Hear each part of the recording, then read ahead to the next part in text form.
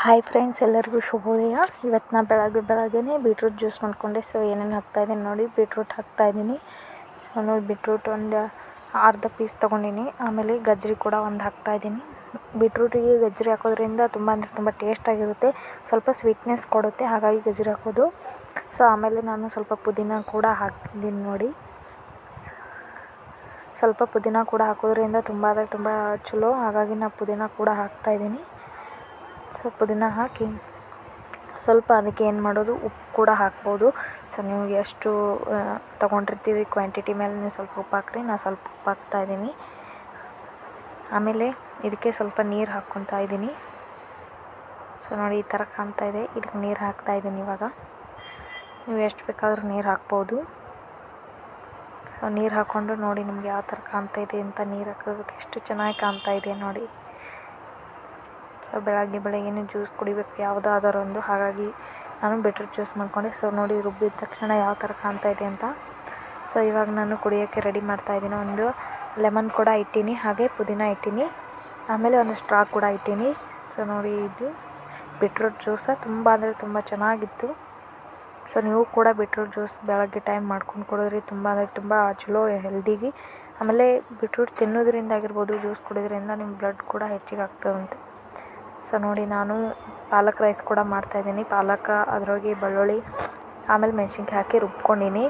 So ಇವಾಗ ಏನೇನು ಅದಕ್ಕೆ ಇಂಗ್ರೀಡಿಯೆಂಟ್ಸ್ ಅಂದರೆ, ಗಜ್ಜರಿಕಾಯಿ ತೊಗೊಂಡಿನಿ, ಟೊಮೆಟೊ ತೊಗೊಂಡಿನಿ, ಉಳ್ಳಾಗಡ್ಡಿ ತೊಗೊಂಡಿನಿ ಒಂದೆರಡು, ಆಮೇಲೆ ಸ್ವಲ್ಪ ಕೊತ್ತಂಬರಿ ಸೊಪ್ಪು, ಆಮೇಲೆ ಕರಿಬೇವಿನ ಸೊಪ್ಪು. ಸೊ ಇಷ್ಟೆಲ್ಲ ತೊಗೊಂಡಿನಿ ನೋಡಿ ನಾನು ಪಾಲಕ್ ರೈಸ್ ಮಾಡೋಕ್ಕೆ. ಸೊ ಇದು ರೆಸಿಪಿ ಏನಾದರೂ ನಿಮಗೆ ಬೇಕಾಗಿದ್ದರೆ ನೀವು ಕಮೆಂಟ್ ಬಾಕ್ಸಲ್ಲಿ ತಿಳಿಸಿ.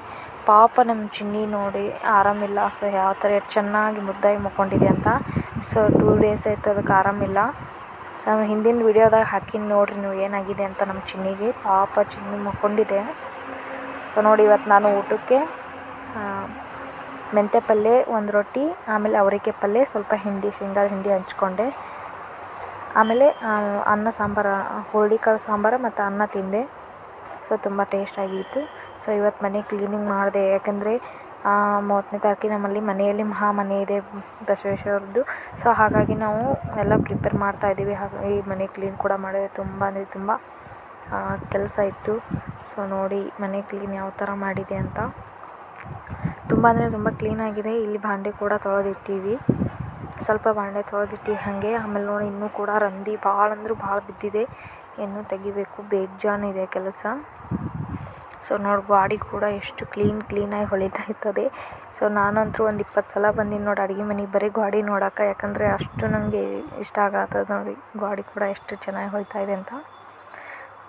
ಅಷ್ಟು ಕ್ಲೀನಾಗಿದೆ ಮನೆ. ಸೊ ಇಷ್ಟೆಲ್ಲ ಇನ್ನೆಲ್ಲ ಕ್ಲೀನ್ ಮಾಡಿದ್ರೆ ತುಂಬ ಅಂದರೆ ತುಂಬ ಲುಕ್ ಚೆನ್ನಾಗಿ ಕೊಡುತ್ತೆ.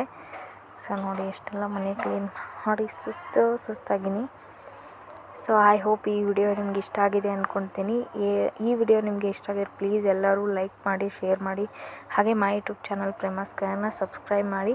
ಆಮೇಲೆ ಈ ಲುಕ್ ಯಾವ ಥರ ಇದೆ ಅಂತ ನಿಮ್ಗೆ ಇಷ್ಟ ಆದರೆ ಕಮೆಂಟ್ ಬಾಕ್ಸಲ್ಲಿ ತಿಳಿಸಿ. ಇಷ್ಟ ಆಗಲಿಲ್ಲ ಅಂದರೆ ಲೈಕ್ ಮಾಡಿ. Thank you all. ಬಾಯ್.